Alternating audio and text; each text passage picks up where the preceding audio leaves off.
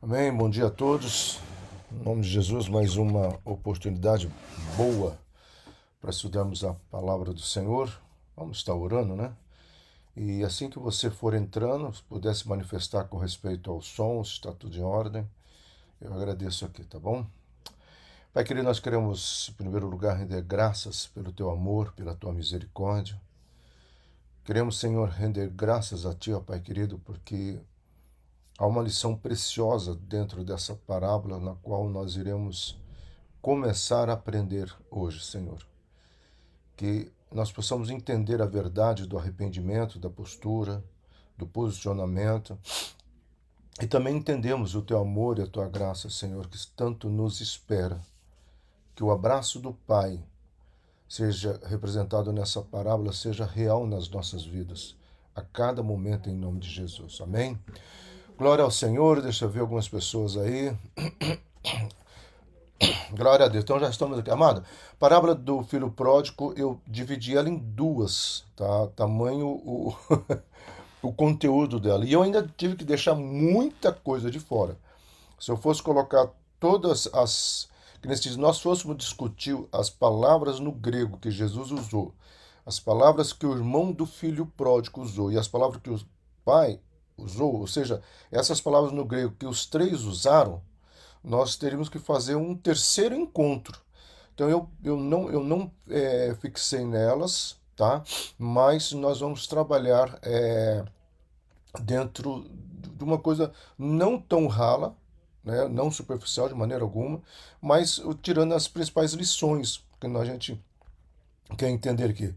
Essa é uma parábola, uma das parábolas mais conhecidas, né, na palavra de Deus, das todas as parábolas, né, do bom samaritano e esta vence o bom samaritano em conhecimento, em ensinamento.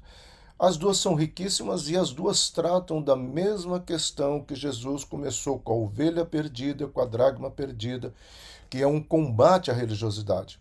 E é interessante, amado, nós precisamos enfatizar isso, que isso tem tudo a ver com os nossos dias atuais, tá? Porque há muitos autores, e um deles usa uma frase que eu gosto muito: nós criamos um monte de liturgias e ficamos presos nessas liturgias.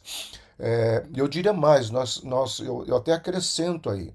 O que eu tenho visto é que nós criamos tantos dogmas, né, tantas questões, é pecado, não é pecado, que nós ficamos presos muito mais em descobrir o que é pecado do que viver realmente a profundidade da graça e da liberdade que nós temos em Cristo Jesus. Isso não quer dizer duas coisas que isso que eu falei pode gerar um perigo. A primeira, que pode gerar um perigo, é nós caímos numa libertinagem, que foi o que caiu nos Estados Unidos, que foi um evangelho muito liberal. Não é isso que eu estou falando. A segunda questão é nós caímos numa religiosidade tão presa, castradora, alienadora, que nós deixamos, às vezes, até de usufruir coisas que Deus tem para nós. O exemplo, dois exemplos. Eu já atendi uma pessoa que eu disse para ela assim, um pastor, eu falei: meu amado, você está muito estressado, você precisa caminhar. Vai no Parque Sabiá caminhar, pastor. Parque Sabiá caminhar, né? As mulheres usam roupa X, e o que, que uma ovelha minha vai falar se me vê no Parque Sabiá? Então, essas criações, né, religiosas, levam muitas pessoas a viver todo um mundo à parte que Deus, acho que olha e diz: mas peraí, não é isso que eu coloquei. A segunda questão também que é muito perigoso é nós darmos mais ênfase ao diabo. Entenda bem o que eu estou falando. É ficarmos muito mais naquele caça aos demônios, e tudo é demônio, tá? Então, de repente, a pessoa faz, sei lá, faz um gesto, o gesto é do demônio, a pessoa pisca, eu nunca esqueço nas ministrações lá que eu dava lá no Ágape, em São Paulo, uma pessoa nos bastidores no recreio falou assim: eu sei quando uma pessoa está endemoniada. Eu estou pregando e se ela pisca ou se ela mexe a mão direita, porque ela está cheia de demônio. Então, eu não sei que parâmetro é esse para a gente sair criando como se fosse um Ghostbuster, né? Um Gus Demons, né? Um caçadores de demônios. Né? Então, isso é muito sério. Então, essas três parábolas, e agora essa principal, que é do filho pródigo, ela vem talvez nos fazer repensar na nossa religiosidade. O que, que realmente Deus quer trabalhar conosco. E isso nós precisamos entender. Então, eu gosto muito dessa frase do Zwingli. Zwingli é um dos reformadores. Nós falamos muito, né? É o que as ovelhas vão pensar se o pastor frequentar o Praia Club. Depende, se as ovelhas me amarem, elas vão ver que o pastor está se cuidando. E eu chego lá 10 para 6 todo dia, graças a Deus. Tá? O Zwingli é um dos reformadores, gente. É ele que, junto com Lutero, antes de Lutero, foi ele que fez a base para que a reforma acontecesse. E a frase que ele coloca eu acho muito bacana, tá? É: o filho peca contra a ordem da criação. E nós vamos ver nessa continuidade por quê, tá? Porque quando esse filho vai pedir a herança, ele peca com essa ordem que Zwingli fala assim, da normalidade, tá? Que nós vamos explicar aqui. E tem algumas teorias possíveis, rabínicas, e eu sempre coloco algumas e coloco aquela que eu entendo que é mais próxima ou que é mais aceitável na questão teológica. Eu sempre faço isso, tá? Então essa parábola é tão conhecida como uma mensagem de evangelismo. Na realidade, deveria ser usada para quebrantamento dentro das nossas igrejas, tá? Durante muito tempo, a ênfase foi no filho pródigo. E ao olhar para o filho pródigo, e o próprio Lutero vai colocar que o filho pródigo é o gentio. Eu até coloco aqui em algum momento uma das interpretações. Só que se você pegar realmente o contexto que Jesus estava falando, ele não estava se referindo aos gentios, e sim ele estava se referindo aos fariseus que saem, né, para fora do templo e vão viver a religiosidade, que é isto que o filho pródigo vai representar.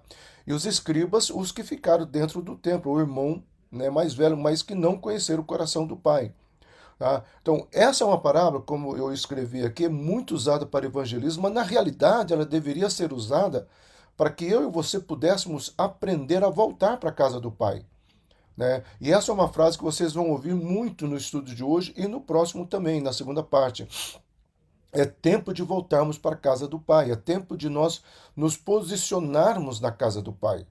E aí, nessa questão de posicionamento na casa do Pai, para que isso aconteça, amado, nós precisamos desnudar, nos retirar de toda a velha roupagem que nós temos para poder receber as novas roupas que nós vamos vir domingo que vem, tá? O significado de todos aqueles presentes, o anel, a roupa e a sandália.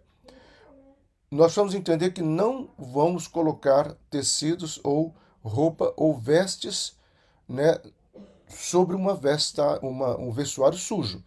Tá? É claro que ali o filho não tomou banho, nós vamos explicar esse motivo, por que que o pai não fala, vamos em casa, tome um banho e eu tenho uma roupa nova para você. Então, nós vamos explicar o porquê que acontece isso, que tudo. Porque eu falei, essa é uma parábola, mas se a gente ficar estudando ela, eu teria que fazer um terceiro encontro. Eu pretendo acabar no domingo que vem. Caso eu perceba que não é possível, nós faremos um terceiro encontro dentro dessa parábola do filho pródigo. Mas nessa primeira eu já deixei muita coisa de fora. Então a parábola do filho pródigo é a mais longa e complexa, que trata da natureza daqueles que serão salvos, bem como da natureza do Deus que salva e daqueles que estão perdidos.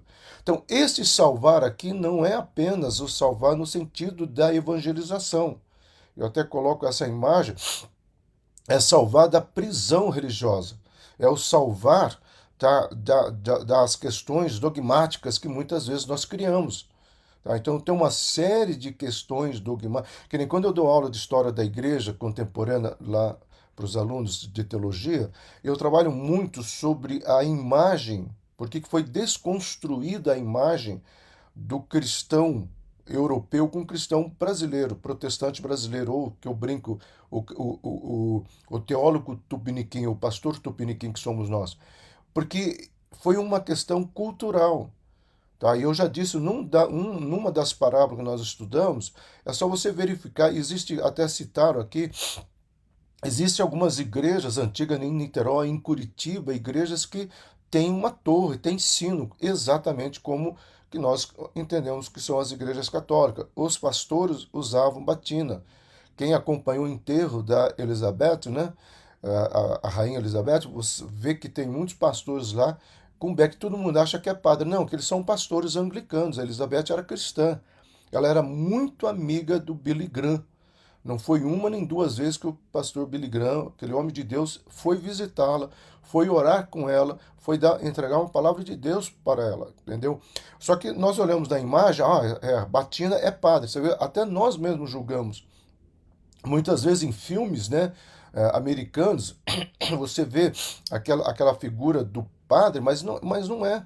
Aquela igreja lá no meio do Velho Oeste, né, principalmente do Bang Bang, tá? Aquela figura é de um pastor. O próprio John Wayne, o grande mito do faroeste, ele era cristão. E ele tinha a preocupação de só fazer filme que não fosse ferir, né, as suas leis, né? O Tiago está colocando aqui em patrocínio. Então, é muito comum ter igrejas cristãs fundadas lá atrás com uma característica de uma igreja católica. Então, essas questões dessa natureza, que eu falo que a parábola do filho pródigo serve para nós, para nos livrar dessa religiosidade, desse conteúdo que nós queremos. Então, enquanto alguns comentaristas afirmam que o irmão mais velho pode ser relacionado aos judeus e o mais novo aos gentios, e aqui vem já a primeira teoria desta parábola. O irmão mais velho é o judeu e o mais novo é o gentio, porque está fora. O Lutero aceitou isso, o Zwingli aceitou isso, outros aceitaram também. Só que com o passar do tempo e acessando grandes textos e novos textos, muitos comentaristas, exegetas, são aquelas pessoas que vão fazer exegese bíblica. Bom dia, José. Não sei se você já está já de prontidão aí, o Malik já deve estar aí, tá? Mas o José tem um material, né, que é o Logos, ele sabe muito bem que essa palavra fazer exegese de um texto, né, que hoje nós temos condições de nos aprofundar muito nesse estudo da palavra. Então, a partir de Lutero, até Lutero eles pensavam assim, tá, que o mais velho era o judeu e o mais novo o gentio. Pois eles começaram a interpretar e começaram algumas interpretações. No geral, eles concordam que o filho mais velho representa os escribas, tá? Depois os fariseus, tá? Aqui vai ter primeiro já está na igreja. Obrigado, José. Os escribas e os fariseus confiantes e hipócritas que no começo murmuravam contra Jesus. Uma outra teoria é que o filho mais velho, tá, vai representar os dois, tanto os escribas quanto os fariseus, tá? E o mais novo, enquanto o mais jovem defende os pecadores públicos, os gentios que eles tanto criticavam. Então você vai ter, essa é a segunda interpretação, de novo, você vai ter o filho mais velho representando os escribas e os fariseus, e o filho que sai representando o publicano e os gentios. Particularmente eu não entendo assim, tá? Eu entendo diferente, como eu coloquei. O que fica é o escriba e o que sai é o fariseu, por causa das duas parábolas anteriores. Tá? Então, o ponto principal é o filho que não honra e o filho que não conhece o coração do pai e o pai que espera pelos dois. Então, essa parábola tem essa tríade, né, de mensagem. Um filho que não honra, que é o filho pródigo, e nós vamos ver por que Zwingli fala aquela frase. Tá? Tanto é que ele, quando ele se arrepende, é uma frase que nós não vamos estudar porque o tempo não daria. No grego ela é fortíssima. Eu pequei contra ti e eu pequei contra os céus. Tá? Eu só vou citar o significado disso, mas é uma frase muito importante, porque ele está falando das duas leis dentro do Tanar, né? Da interpretação da Torá. Então, o filho que não honra, tá? E o filho que fica, o filho mais velho. E ali é que é retratado o filho que não conhece o coração do pai, porque ele não se alegrou com o pai, ele não entendeu. E eu vou fazer uma colocação hoje ainda sobre uma possível atitude que esse irmão poderia ter. Aliás, não sei se é hoje, eu acho que está no próximo domingo, mas eu posso adiantar. Ele não foi à procura do irmão, ele simplesmente deixou. Tá? Então, assim, é como todo escriba. O escriba, eles eram arrogantes, porque eles tinham a lei, eles não iam atrás dos pecadores. Eles que se danem, literalmente. Já os fariseus, eles também não iam atrás, mas eles iam conviver para mostrar que eles eram mais santos. É interessante isso. E a figura do pai, gente, que é a espera pelos dois. Tanto o que saiu quanto o que ficou dentro de casa. Até coloquei uma figura, né, de tempo, ou seja, preso dentro de uma estufa religiosa, que é o que muitas vezes tem acontecido. A cena principal prepara o palco para tudo que se segue. E essa parábola não interrompe o que Jesus estava ensinando. O que Jesus estava ensinando? A dracma perdida e a ovelha perdida. tá? Qual que é a cena principal? Já a frase, havia um pai que tinha dois filhos. Ele termina de contar, o público aparentemente é o mesmo. Nenhum comentarista fala de fluxo de tempo, falou pela manhã, falou na hora do almoço e falou essa parábola à tarde. Tá? A ideia que nós temos é que é uma continuidade. Era muito comum, né, uma pessoa que era considerada mestre começar um discurso e conforme vai chegando pessoa, ele iria ou mudando o discurso dentro da mesma linha de pensamento. É uma probabilidade muito forte, ou mesmo que há uma sequência, né, de pensamento que Jesus não estava preocupado em nenhum momento com esse tipo de mudança. Tá? Então a cena principal ela já inicia com essa frase: um pai tinha dois filhos, e linkando com a parábola anterior, com as duas, né? Já falamos aqui que todas as parábolas em Lucas está dentro da mesma visão. Se lembra quando nós começamos a estudar as parábolas? Eu disse que eu dividiria em cena. Algumas parábolas que nós estudamos eu não dividi em cena, tá? Essa que eu dividi em cena, para mais fácil compreensão. Mas todas as parábolas no livro de Lucas falam sobre honra. Lucas está escrevendo para um estrangeiro e talvez a preocupação de Lucas é: o Messias veio, né? Se fez homem, habitou entre nós, mas ninguém o honrou. Então não houve honra. Né?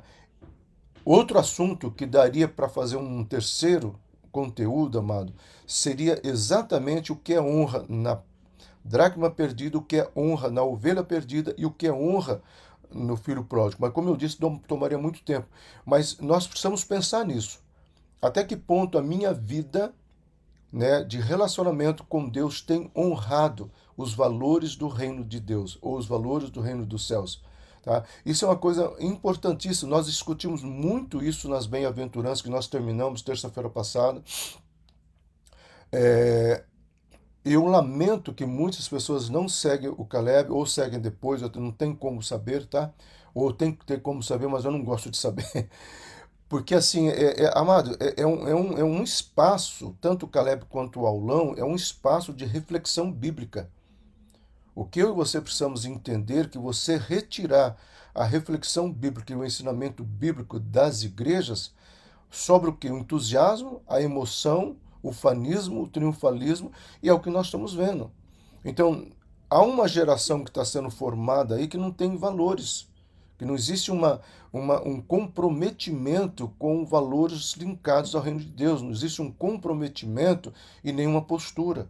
Então, veja só, eu não estou dizendo de santidade 100%. Eu tenho falhas. Você também tem falhas. Mas eu estou dizendo de posicionamento, de arrependimento. Tá? Que é aquela questão, Senhor, tenha misericórdia de mim, que sou um homem pecador. Nós precisamos estar entendendo isso. Tá? Então, o interessante é que na parábola do filho pródigo, Jesus trata a realidade no mundo a partir de um pai com dois filhos. Ele vai mostrar todo o contexto do que ele já estava falando nas duas parábolas anteriores, tá? Qualquer pessoa pode seguir o Caleb, não é um curso pago de maneira alguma, Isa. Tanto que eu falo lá, tá? Na hora dos avisos, em outros momentos também. Bom, quem quiser assistir às aulas, elas estão todas na plataforma do YouTube, então você pode acessar lá. Nós teremos duas palestras agora. Se você não puder ir, quem não pode ir lá no Caleb, que nem o pessoal de Campo Grande, que aliás eu não vi ninguém falar bom dia aqui, só a Thaís, né? Mas ela está aqui. Tá? Se você quer assistir o Caleb, o link é a mesma coisa do aulão, você assiste lá. Nessa próxima terça-feira e na outra terça-feira será uma palestra direcionada a uma questão polêmica que é a questão da identidade. Nós estaremos falando, tá? A Juliane e a Gabriela fizeram um curso sobre essas questões à luz da palavra de Deus, que é um termo muito polêmico, que é a questão de gênero, tanto discutido na nossa sociedade. E nós vamos ver o que a palavra de Deus que nós cremos fala e como que nós podemos nos posicionar. Esse será o intuito dessa palestra. Não será um confronto, não será uma afronta contra nada. Então, repetindo, a resposta à pergunta da Isa, tá? Ô, Michele, tava com saudade. Então, você pode fazer sim, você pode ir lá, você pode trazer pessoas, Ah, pastor, eu quero, que nem depois dessas duas palestras, nós começar o livro de Joel. Ah, pastor, me interessa só pelo livro de Joel. Como teve uma pessoa de uma igreja, que é o Verbo da Vida, que ela foi lá só para assistir é, as bem-aventuranças. Ela só assistiu às bem-aventuranças. Terminou as bem-aventuranças, ela recebeu material, porque nesse ponto a Shang é fantástica, né? Recebeu um material das bem-aventuranças e pronto. Tem tema importantíssimo. Sim, Andrés, importantíssimo. Precisamos falar. Eu, a Shang principalmente, tomamos muito cuidado mesmo, tá? Em como proceder essa palestra.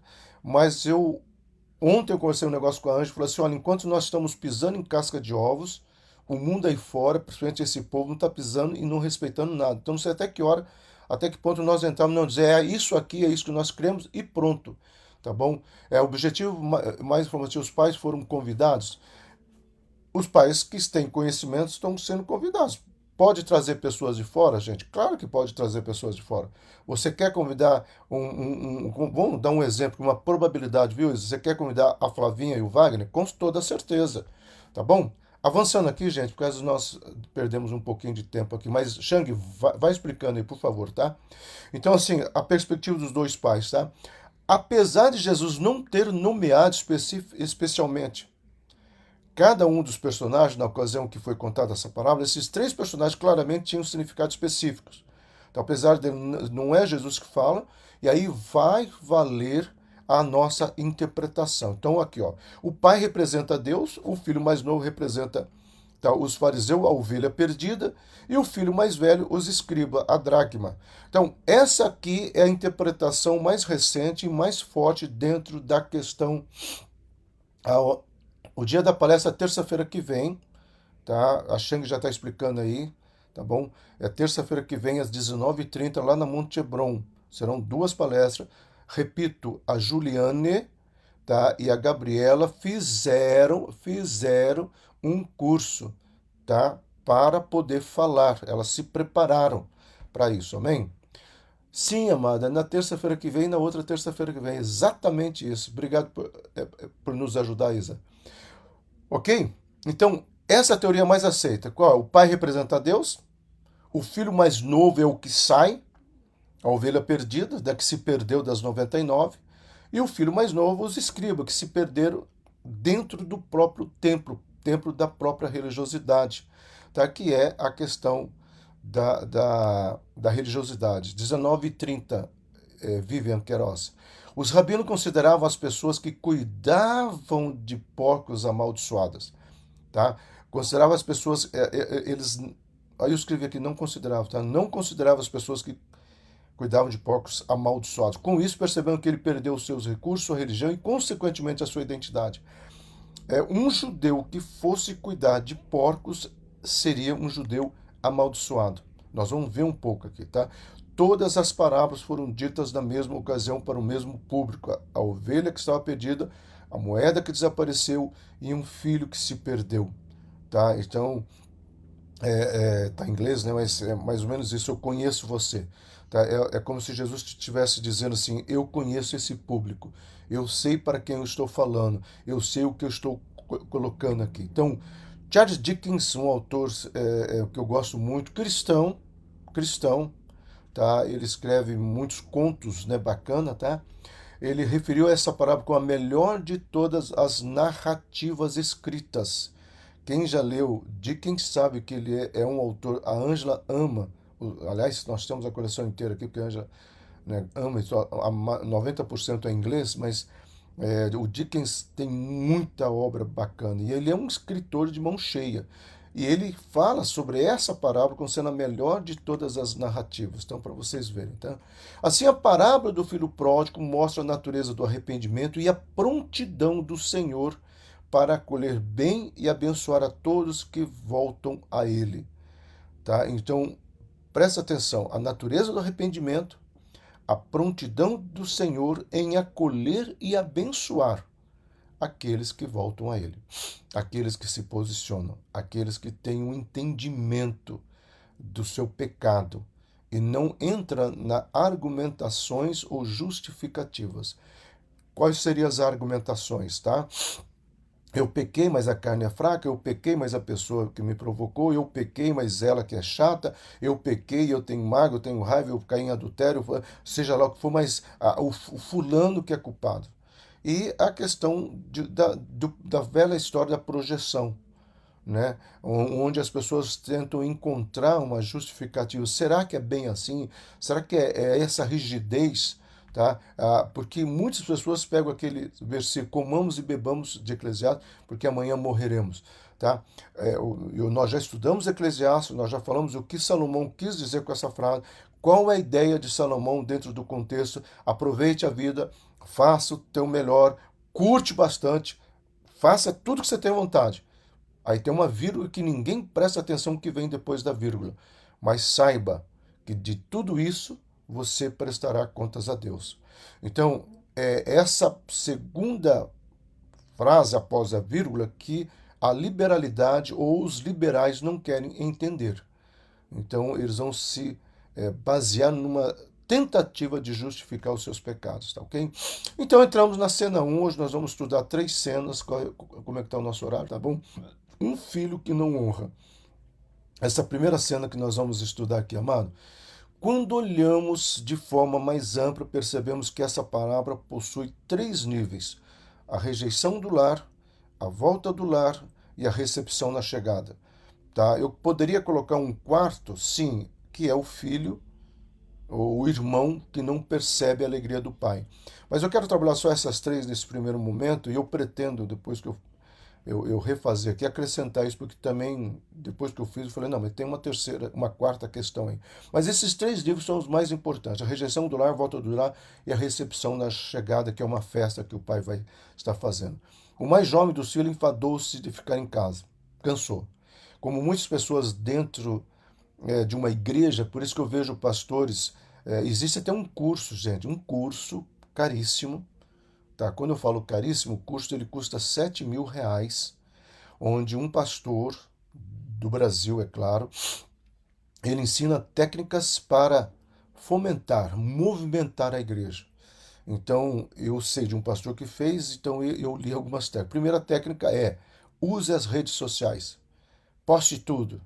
Eu estou aqui na igreja Monte Hebron, agora eu estou fazendo isso, falta só você. Ah, Monte Hebron está assim, poste tudo.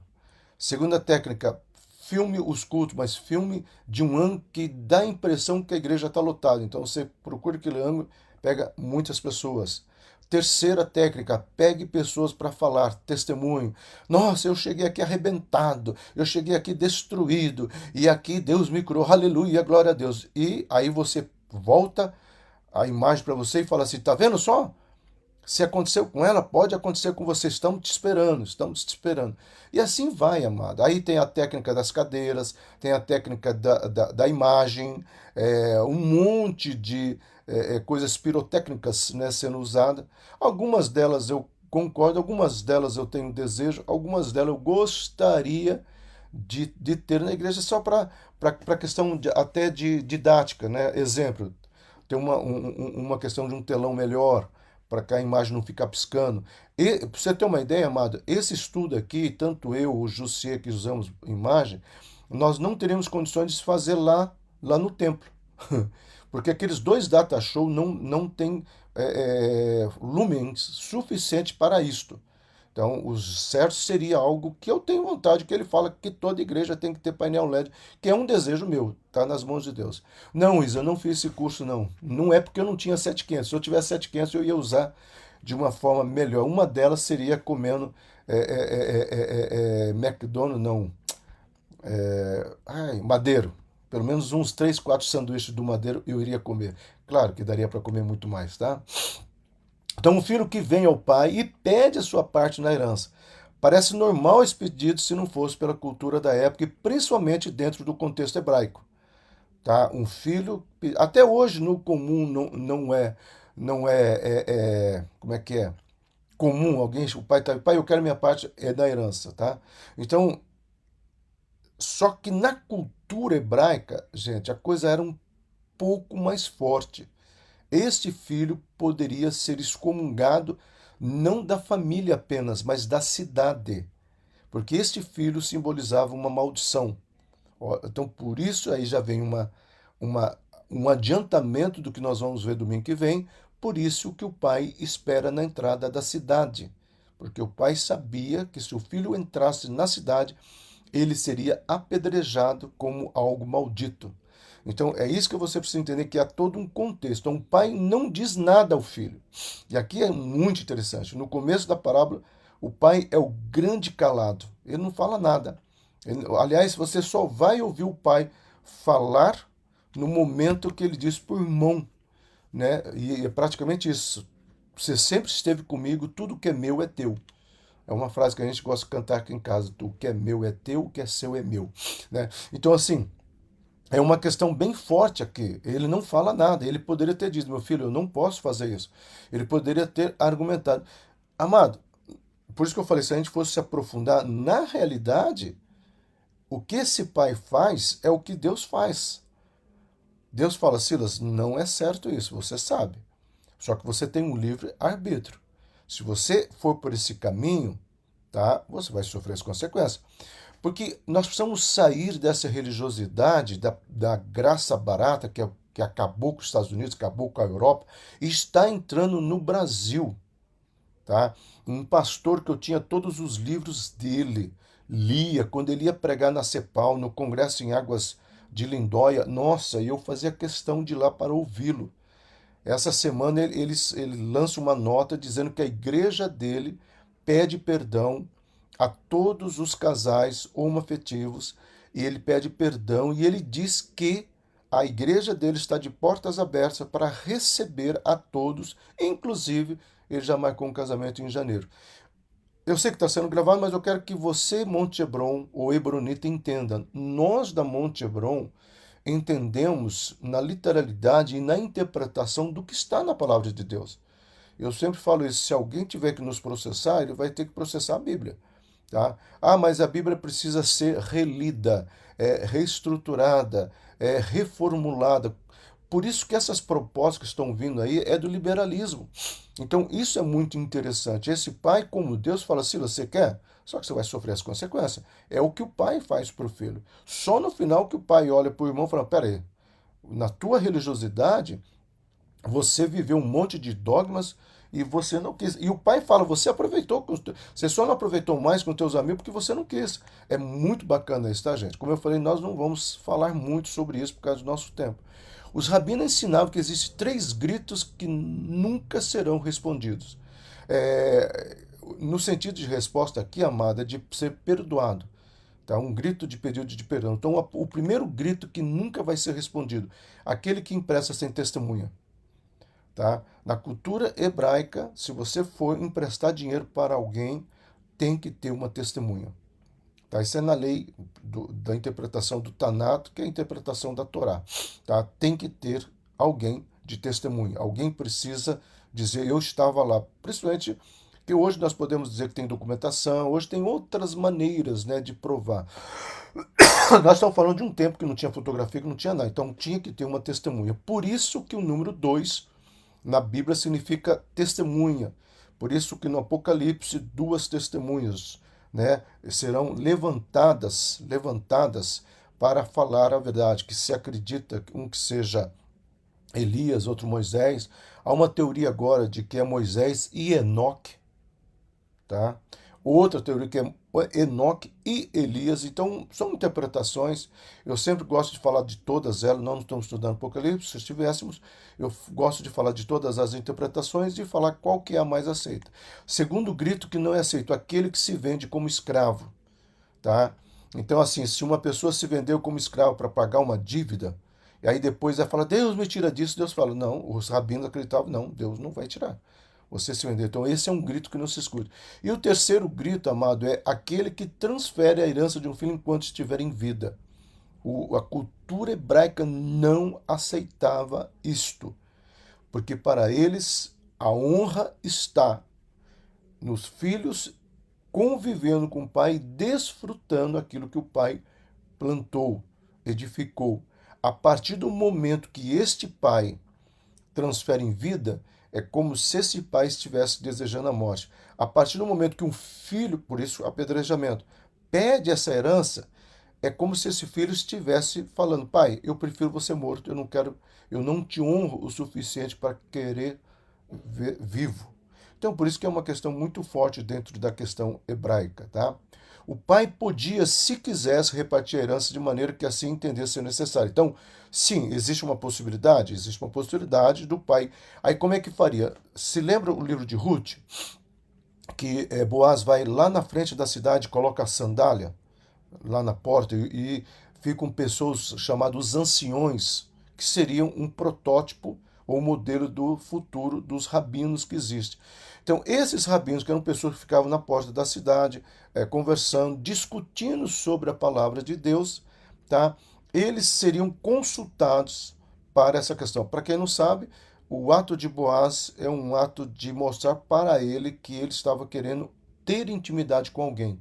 Sandálias colocada na porta. Por isso que o pai entrega a sandália para o filho na entrada. Nós vamos falar sobre isso. É o pai dizendo: não, eu quero que você tenha intimidade restituída, restaurada dentro da minha casa. Então o pai podia, sim, o pai podia fazer isso, tá? Mas um filho nunca poderia pedir a herança estando o pai ainda vivo, porque isso era sinal de que o filho não honrava o pai. Então, se partisse do pai, ele deveria consultar esses anciões, né, ou os rabinos, ou próprios mestres, mas muito mais os rabinos, e deveria haver uma autorização no tempo de Jesus do Sinédrio e no tempo de Boaz, que eu citei como exemplo, daqueles anciões que estavam ali na porta. Toda a cidade refúgio, as 5 cidades refúgio que foi instituída por Deus através quando, né, da entrada do povo na terra de Canaã. Essas 5 cidades, todas elas tinham o que nós chamamos de um xerife, um administrador, tá? Seria quase um prefeito da cidade. Então, tanto é que era essa cidade refúgio. Quando alguém cometesse um pecado de assassinato, a família poderia matá-lo. Mas se essa pessoa caminhasse e entrasse nessa cidade e essa pessoa que estava na porta autorizasse a entrada dela, tá? Então ela seria acolhida e enquanto ela estivesse lá, ela estaria protegida. Essa é a ideia da figura, né, cidade refúgio. Quem já assiste filmes antigos, né? Parece que Games of Thrones parece muito. Eu não assisti essa série, mas algumas cenas já vi a pessoa chegando na porta da cidade, saindo. Filmes medievais, a pessoa chegando na porta da cidade, saindo uma comitiva. Essa comitiva seria os representantes protetores da lei da cidade. Então, o pai até poderia consultar essa equipe, mas o filho nunca poderia fazer isso, tá, gente? Ora, deve-se admitir um pai, às vezes, sim, fazer doações aos seus filhos. Então, lá está em Gênesis 25:6. Então, é possível, repito, eu usei essa passagem para você entender que é possível, sim, o pai, de livre, espontânea vontade, fazer essa doação e ele deveria consultar e avisar a cidade para que a cidade entendesse, principalmente os anciões, os rabinos, que foi uma decisão dele, tá? Mas esse jovem não estava satisfeito com uma mera doação. Ele queria a porção inteira e a queria aqui e agora. Veja só, ele não perdeu uma parte. Pai, eu estou querendo fazer uma viagem, estou querendo conhecer o mundo, o senhor me dá um adiantamento, o senhor me dá um recurso. Ele não fala isso. Ele fala: dai-me o que é meu por direito. Olha a frase que ele pede: dai-me o que é meu por direito. Eu tenho direito a 50%, então eu quero agora 50% neste exato momento. E tanto é, amado, que alguns pastores triunfalistas falam que essa frase, dai-me o que é meu por direito, é a frase que eu e você deveríamos orar quando estivermos pedindo alguma coisa para Deus. Eu não vejo assim, eu não enxergo assim esse triunfalismo ateológico, no sentido de burrice teológica, tem feito muitas pessoas brigarem com Deus. Tá? É que nem o pessoal de batalha espiritual que ensina que nós devemos dar ordem aos anjos. Nós não podemos. Quem dá ordem a anjo é o Senhor. Senhor, dê ordem aos teus anjos, entendeu? Haja coragem de orar desse jeito. Aí você não tem ideia de quantas pessoas. Eu mesmo já presenciei um pastor assim, e gritava, dai-me o que é meu. Eu falei: não, vou sair daqui porque se Deus dá mesmo o que é dele, não vai sobrar ninguém vivo nesse. Nós estávamos numa sala de oração com pastores, né? Mas enfim, é uma burrice teológica, é uma falta de entendimento, tá? Porque nós somos levados apresentar a Deus os nossos pedidos e pedir, Senhor, seja misericórdia, como Jesus orou, me tira esse cálice, mas faça a tua vontade. Então o pai poderia proteger o filho mais novo negando o dinheiro, pois sair gastando a herança era visivelmente um ato irresponsável. Sim, o pai poderia ter falado, meu filho, eu não vou fazer isso. Eu não vou fazer isso. Eu te amo ao ponto de não fazer isso. Mas, amado, o que você precisa entender é o seguinte: mas ele concedeu, permitiu que ele fizesse aquilo com orgulho e imprudência, pois tinha os seus planos, sabia que aquilo seria necessário para que seu filho se redimisse dos seus atos. O pai fala assim: ok, meu filho, você vai e você vai ver fora da casa do pai, longe da casa do pai, longe do meu amor, o que você está perdendo. Às vezes, meu amado, eu entendo que Deus permite situações exatamente por isto, tá? É, quando você coloca essa questão. O caso de Jacó, viu, Isa, é um pouco diferente, porque, na realidade, a luta ali no hebraico não foi uma luta desse triunfalismo. Foi uma luta para receber a confirmação da identidade que Deus coloca sobre a vida de Jacó. Porque ele havia roubado, mas ele não tinha sido reconhecido. Mais ou menos assim, ele tinha um papel que dava para ele uma legalidade de um título. Só que ele não tinha ido no cartório reconhecer esse papel. Então, este momento é o cartório que vai e reconhece a unção sobre Jacó. E a partir daquele momento, o nome dele é mudado e a história dele é mudada, ao ponto de, você vai ver lá em Gênesis 35, que ele fala para todos que estão com ele, a partir de hoje nós teremos só um Deus. Tá? Então é uma história um pouco diferente, mas sim, você vê ali a luta que ele vai acontecer. Então, voltando aqui, o pai poderia realmente ter deixado, não, você. Não, o pai poderia ter negado, desculpa, né? Mas ele deixa, como Deus deixa para que nós pudéssemos aprender. Então presta atenção nisso. Se ele negasse o dinheiro, o filho ficaria revoltado, mas nunca iria se redimir. Tá? É isso que nós precisamos entender. O que Deus está esperando da minha vida e da sua vida é um posicionamento de redimir. O que é redimir? Refazer, restaurar, reencontrar. Por isso que na cruz do Calvário nós temos a propiciação, que é a intercessão que o judeu, o sumo sacerdote fazia. Nós temos a remissão, que é o perdão dos pecados, e nós temos a redenção, que seria esse redimir, que é me levar de volta à minha posição de honra. Quando Paulo entendeu o que é a redenção, ele vai escrever Colossenses e Efésios com essa ideia em mente. Por isso que ele fala, nós somos abençoados por causa dessa redenção, por isso que em Colossenses ele usa muito a palavra redenção. Nós somos abençoados, nós somos colocados acima de potestades e principados, porque houve e aconteceu em nós a redenção. Então, entender a redenção é entender o meu lugar em Cristo. E por causa desse lugar em Cristo, eu dou espaço, ou deveria dar espaço ao Espírito Santo, que me levaria a ser a imagem de Cristo para ser cheiro suave e agradável ao Pai. Então, a redenção que me leva à remissão, que me leva à propiciação. A propiciação que me leva à redenção e que me leva à remissão e que me leva à redenção. Então, é interessante essa sequência aí de pensamento que Deus coloca, tá? Somos semelhantes a esse rapaz. Por natureza, somos orgulhosos e voluntariosos. Não temos prazer na comunhão com Deus. Ah, pastor, não, amado. Eu sei que na questão teórica, eu e você temos prazer nas leis do Senhor. A nossa verbalização é eu tenho prazer em estar com Deus, mas na prática, por causa da pecaminosidade, por causa da dureza dos nossos corações, por causa da infantilidade espiritual, muitas vezes nós não estamos vivendo a natureza que Deus espera e tem para as nossas vidas, tá? O que seria isso na prática? Amado, a partir do momento que eu entendo um versículo e eu entendo o que eu devo fazer sobre essa situação e eu não faço, eu estou pecando. A partir do momento que eu tenho, que essa semana eu atendi uma pessoa de um outro ministério e ela está magoada com a liderança dela, trabalha com células. Mas a mágoa levou essa pessoa a se afastar do grupo, se afastar da igreja E eu falei, cara, você está exatamente onde o diabo quer que você estaria. E eu falei, então vamos voltar. Quando começou isso? Ah, começou já, foi na entrada do ano, enfim, alguns meses, tá? Eu falei, então tá bom, então vamos dizer o seguinte. Alguns meses atrás, vou colocar um ano atrás, você estava bem com Deus, você orava, você tinha prazer de vir na igreja, você estava disposto a servir, certo? Certo. Então você estava sendo um empecilho ao inferno e uma bênção para Deus. Aí o que o diabo fez? O diabo percebeu uma brecha, o diabo percebeu uma probabilidade, porque o diabo trabalha com probabilidades. Ele jogou a isca e você mordeu a isca. Você se contaminou. Então, olha hoje, onde você está, exatamente onde o diabo quer que você esteja. Então, foi para ele. Então, uma questão. Quando nós terminamos a nossa conversa, eu vou só dizer uma coisa para você. Saia daqui sabendo que você tem que tomar uma escolha.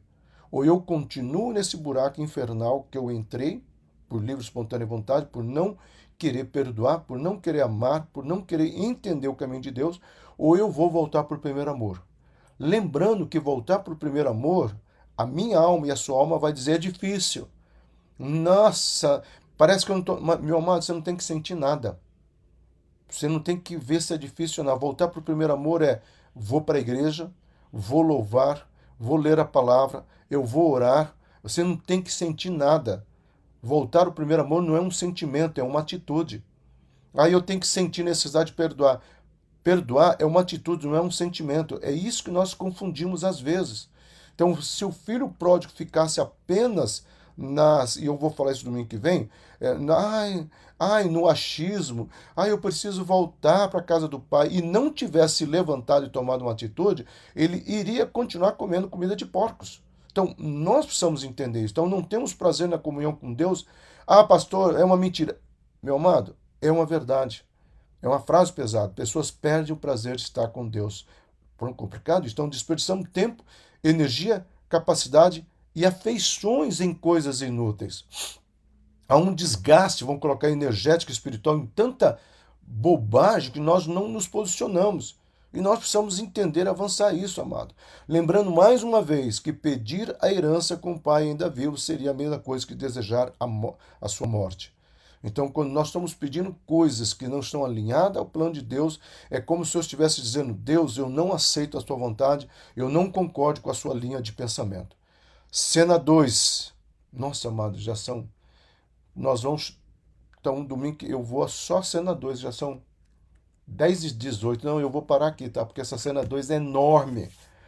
Eu estou vendo que nós vamos mais tempo, tá bom? Ah, amados, a cena 2 são os irmãos, nós vamos falar sobre os irmãos, nós vamos falar sobre as particularidades de um de outro, tá? Sobre a questão do ranço que um vai ter, o que o outro vai fazer, e nós vamos nos comparar nos dois, tá bom? Tanto pessoas que estão dentro da igreja, vivendo uma religiosidade, vivendo usos e costumes, não vivendo tudo aquilo que Deus tem, e pessoas que estão fora, infelizmente, já comendo bolotas de porco sem ter uma conscientização de que não é isso que Deus tem para nós. Tá bom? Então, domingo que vem nós continuamos aqui, eu vou marcar. Então, provavelmente, com certeza, vão ter mais 2 domingos na parábola. E se eu ver que tem mais conteúdo aqui, nós ficamos. Como eu disse, o aulão não tem uma programação, não tem uma Xang para ficar dizendo: pastor, olha o tempo, pastor, está acabando, almoço. Brincadeira, viu, Xang? Mas nós queremos aqui estudar o máximo que nós pudermos e aprendemos da palavra de Deus. Então, para nós resumirmos o estudo de hoje, meu amado, Deus é esse Pai que está de braços abertos para me receber e receber a você. Você pode ser esse filho religioso, ou esse filho que ficou dentro de casa, o mais velho, alguém que talvez ainda não conheceu o coração do Pai, o amor do Pai, alguém que acha que tem que fazer barganha, eu tenho que ser santo para Deus me abençoar, alguém que acha que tem que fazer isso, senão o fogo vai cair em cima, alguém que acha e acha e acha. Não, meu amado, você faz por amor, você faz porque você ama. Você faz porque você quer alegrar o coração do pai. Esse é o segredo. Tá? É aquele marido que chega em casa: oi, meu bem, oi. Ó, eu vou ter que ir para casa porque eu já saí da casa da minha mãe, não quero voltar lá, o hotel tá caro, então eu não tinha onde ir, eu vim aqui para essa casa. Imagina a mulher olhando e dizendo assim: não, vai embora, vai embora. Então, muitas vezes nós temos pessoas olhando, não, eu preciso fazer isso, Deus está dizendo, não faça nada, só me ame. Apenas volte para mim, apenas me ame. E nós temos também esse outro irmão, o mais novo, pródigo, que são pessoas que saíram da casa do pai, abriram mão de uma identidade, abriram mão de promessas, estão comendo bolotas de porco, estão vivendo fora daquilo que Deus tem, estão sendo motivo de chacotas na empresa, nos amigos. Ah, mas você não é o crentinho? Olha o crentinho, olha o que aconteceu. Dando um mau testemunho e o que é pior, não consegue enxergar. Então, nessa primeira cena, o meu chamado para você é: volte à casa do Pai. Volte ao primeiro amor. Pastor, mas não questione, apenas volte. Apenas volte. Tá? E comece a andar. Comece a caminhar. Comece a se posicionar. E você vai ver que a coisa vai fluindo, porque o Espírito Santo em nós vai nos ajudar. Se nós estivéssemos sozinhos é uma coisa, mas com o Espírito Santo a coisa é bem diferente. E faz toda a diferença. Amém, meu amado? Que Deus nos abençoe. Eu espero todos vocês hoje, né, ou aqueles que vão estar na plataforma e aqueles que vão estar presencial, que Deus realmente possa trazer ensinamento. Nós estamos num momento bacana na Monte Hebron, nós estamos aprendendo do Senhor, nós estamos caminhando para esse novo que Deus está estabelecendo. Então, se você puder estar conosco presencial, esteja conosco, vai ser um prazer em nome de Jesus. Amém? Deus abençoe a todos.